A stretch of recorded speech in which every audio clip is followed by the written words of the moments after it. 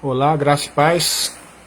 Hoje vamos falar um pouco mais sobre a palavra de Deus e vamos falar sobre um texto interessante que nós encontramos no livro do Êxodo. No capítulo 5, por exemplo, nós vemos ali, na verdade, em outras partes nós encontramos também, mas especificamente no capítulo 5, nós vemos Deus ali dando uma ordem a Moisés. E disse para aquele que era para ele ir falar com Faraó. E a expressão usada lá é: diga a Faraó que deixe que meu povo vá para que me adore. Ou, em outras traduções, deixe que meu povo vá para que me sirva. Amém? Essa é uma expressão muito interessante que revela o propósito pelo qual Deus nos liberta. Sabemos que a Bíblia diz que nós, antes de Cristo, estávamos mortos em nossos delitos, ou também diz que nós somos escravos do pecado, éramos escravos do pecado. Nós vivíamos uma vida de servidão ao pecado e ao sistema mundano, que muitas vezes a Bíblia trata como mundo, mas é o sistema mundano, um sistema que é por natureza inimigo de Deus. E nós éramos escravos desse sistema, vivíamos servindo as ideologias desse sistema, as ideias desse sistema, os valores desse sistema. Então o Senhor, Ele enviou o seu Filho Jesus para que nos libertasse, para que nos desse condição de sermos livres desse sistema. E agora, ao invés de sermos escravos do pecado, somos livres em Jesus. Mas por que o Senhor nos libertou? Nós encontramos nesse texto, e vamos falar sobre outro texto também no Novo Testamento, onde nós aprendemos aqui sobre o propósito de Deus. Observe que quando a palavra de Deus diz lá que meu povo me adore, nós precisamos entender que a adoração, ela não se resume aos nossos atos litúrgicos dentro das nossas reuniões, nos nossos cultos. Ele não se resume também a cantarmos ou na igreja ou na nossa casa, no nosso dia a dia, cantarmos louvores. Observe que a adoração verdadeira que nós aprendemos nesse texto, principalmente pelo sentido da palavra hebraica usado lá, que alguns resolveram traduzir para adoração e outros traduziram como servir, essa palavra, ela traz sim essas duas conotações, ou seja, esses dois sentidos, de serviço e de adorar. E há nesses dois sentidos uma união, porque nós precisamos entender que adorar a Deus, como eu disse, não se limita a nossos atos litúrgicos, nossos atos devocionais. Adorar a Deus significa servi-lo. Adorar a Deus significa realmente adorá-lo em todo o nosso dia a dia, nas nossas atitudes, nas nossas emoções, com tudo que somos. A palavra hebraica que está nesse texto, que aparece em vários versículos nesse capítulo 5 do livro do Êxodo, ela traz até mesmo o sentido de sermos cultivados ou transformados. Ou seja, uma vida de adoração e serviço é aquilo que também produz transformação em nós, produz em nós esse cultivar do fruto do Espírito, por exemplo, de cultivar em nós a natureza de Deus. Quando nós servimos a Deus, quando nós adoramos a Deus, o servindo na nossa vida cotidiana, nós também somos transformados pelo Senhor nesse processo. Nós não fomos transformados. Observe que a palavra que nós vemos e é citada muitas vezes nas Escrituras sobre santidade, muitas vezes nós vemos esse texto e passamos despercebido nisso. Deus, quando usa essa palavra santificado, santo significa separado, ou seja, Deus os tirou de um lugar, nos separou daquele sistema, Ele tirou o seu povo daquela terra onde eles eram escravos e levou para uma outra terra.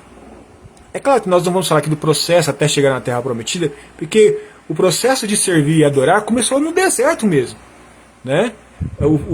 A obrigação do povo de adorar a Deus, cumprir o propósito de Deus de adorar e servi-lo, começou no deserto, não na Nova Canaã, em Canaã, mas sim no deserto.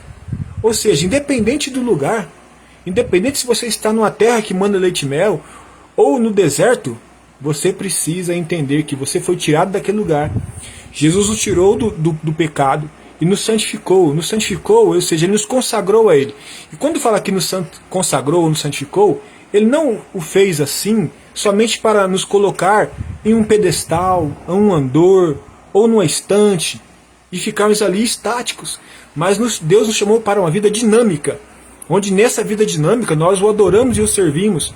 E como eu disse, ser santo não é apenas se abster daquilo que faz parte daquele sistema antigo onde éramos escravos, mas sim vivermos uma vida de dedicação à nossa nova localização, onde nós estamos agora inseridos. Nós temos que ter uma vida dinâmica. Nós não podemos pensar, porque muitas vezes as pessoas se equivocam com o que é santidade.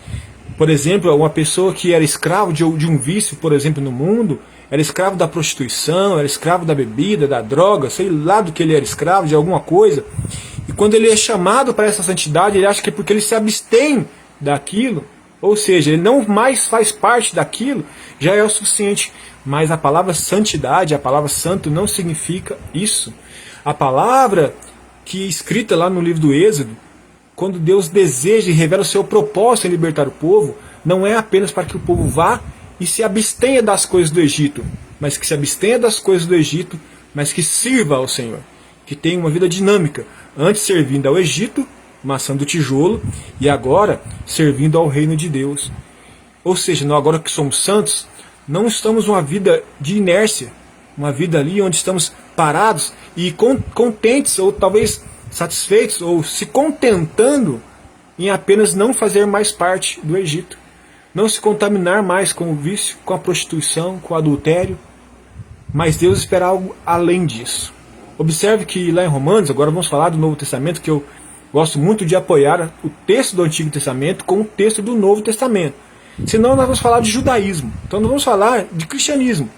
Paulo, quando escreve aos Romanos, no capítulo 12, ele diz o seguinte: não vos conformeis com este mundo, mas transformai-vos. Preste bem atenção, transformai-vos. Lembra que eu disse que a palavra significa também cultivado, ou ser transformado, cultivado por Deus, mas transformai-vos pela renovação do vosso entendimento.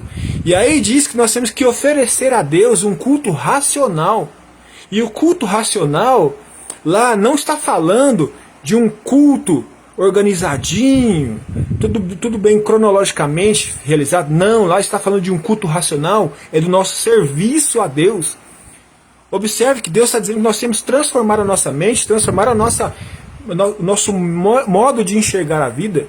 Nós temos que parar de pensar que santidade é apenas sair do Egito, mas a nossa santidade inclui sair do Egito, mas também servir a Deus, seja no deserto ou em Canaã. E transformar a nossa mente é passar por um processo de mudança de conceitos e valores. E esses conceitos e valores agora nos levam a fazer o que Paulo disse: oferecer a Deus um culto racional. Ou seja, adorar a Deus em todo o tempo. Adorar a Deus é servindo. O culto racional se refere ao serviço a Deus. E como nós vamos servir a Deus? Cumprindo a sua vontade, cumprindo o seu propósito para a nossa vida, que não é apenas nos tirar do pecado, mas nos levar para um lugar onde Ele vai poder contar conosco na obra que Ele tem para a sua igreja, na obra que Ele ainda tem por realizar na vida das pessoas que estão ainda perdidas, talvez muitas no Egito, e talvez alguns que já saíram do Egito, mas não entenderam o propósito de Deus, que Ele nos resgatou para servi-lo. A maneira de oferecermos a Deus um culto racional, ou seja, algo que seja coerente, é servindo ao Senhor. É servindo aos propósitos aos quais Ele tem para nós. Como eu disse, Deus não nos chamou para vivermos uma vida estática, na inércia, ou seja, eu vou no culto, mas eu participo lá, no culto eu levanto a minha mão, eu adoro a Deus, talvez até escorra algumas lágrimas dos meus olhos, e saio dali, e na segunda-feira eu sou uma pessoa comum. Eu não anuncio o Evangelho, eu não demonstro amor pelos perdidos, não demonstro amor pelo necessitado, não demonstro interesse em que as pessoas ao meu redor reconheçam Cristo como seu Senhor e Salvador e alcancem aquilo que eu recebi da parte de Deus. Isso não é ser santo. Aquele que pensa que ser santo é apenas se abster daquilo que o Egito oferece, é um hipócrita.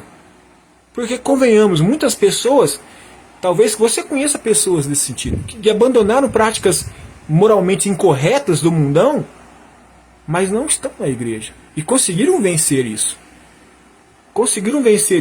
Então isso não deve ser aquilo que nos contenta, em saber que nós conseguimos vencer isso. É claro que o Senhor faz essa obra em nossas vidas, Ele nos liberta, é claro que Ele faz. Mas nós precisamos entender que não é para vivermos uma vida pensando somente em nós mesmos.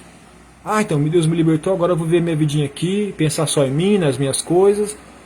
Eu não preciso mais A santidade não é isso, e nós precisamos ir além daquilo que muitas vezes a nossa mente limitada entende. Observe que o texto de Êxodo 5, essa fala, permita que meu povo saia daqui, vá para que me adore, e alguns textos, alguns versículos, vá e me adore no deserto. Deus não quer que nós sejamos pessoas que saiam do pecado, que abandonem o pecado e não entendam os propósitos de Deus para nossas vidas. Se nós saímos do pecado e não entendemos o propósito, nós ainda estamos num processo, talvez, de conversão, porque ainda não entendemos realmente a vontade de Deus para nossas vidas.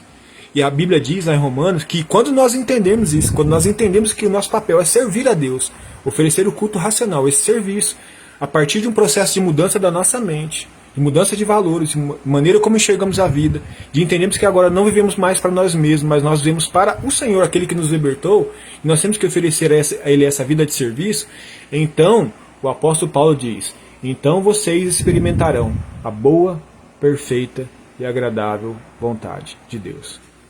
Aquele que não serve ao Senhor, aquele que não adora ao Senhor como Ele realmente espera que o adoremos, de maneira integral, em toda a nossa vida, não somente, como eu disse, nos nossos atos litúrgicos ou no nosso devocional, mas que a nossa adoração seja algo que seja percebida dentro dos ônibus, no mercado, no nosso trabalho, na escola, nas nossas reuniões familiares, que nós possamos adorar a Deus em todo tempo, em todo lugar, porque essa é a vontade de Deus.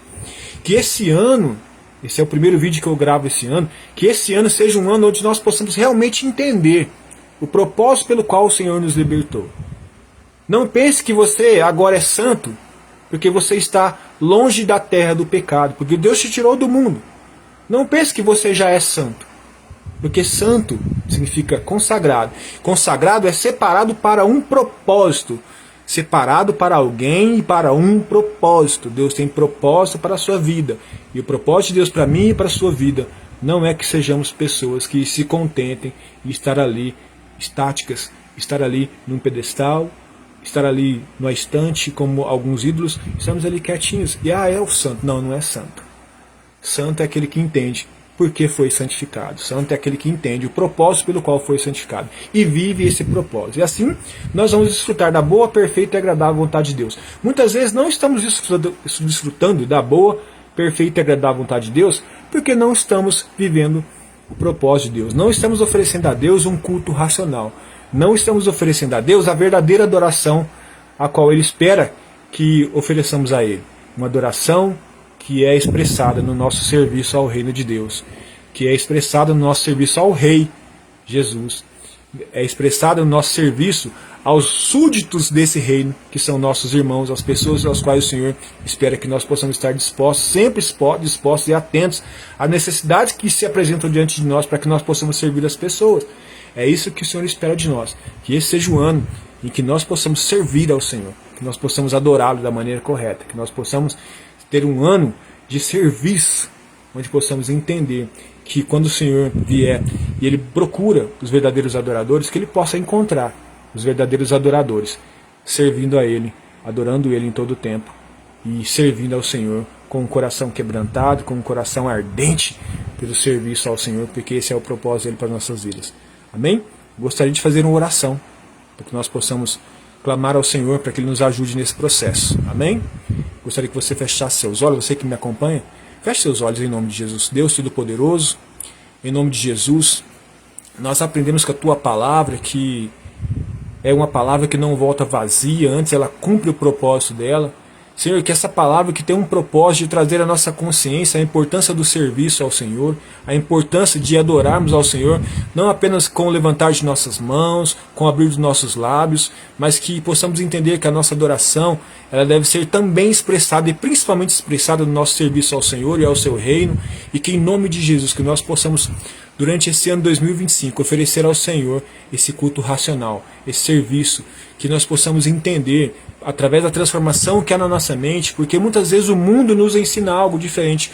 O mundo nos ensina a vivermos para nós mesmos, o mundo nos ensina a viver de acordo com aquilo que nós pensamos ser a verdade, o mundo nos ensina a sermos, ó Pai, indiferentes com a necessidade do próximo, o mundo nos ensina coisas que são totalmente diferentes da sua vontade, totalmente diferente do propósito do Senhor para a sua igreja. O Senhor nos instituiu como igreja para sermos servos nessa terra, servos do Senhor, aqueles que servem ao reino de Deus, aqueles que servem, aqueles que precisam conhecer ao Senhor, talvez que tenham uma necessidade para ser suprida, e que o Senhor nos revista, ó Pai, dessa graça, dessa virtude do Teu Espírito Santo e nos ensina a cada dia a servirmos ao Senhor de todo o nosso coração.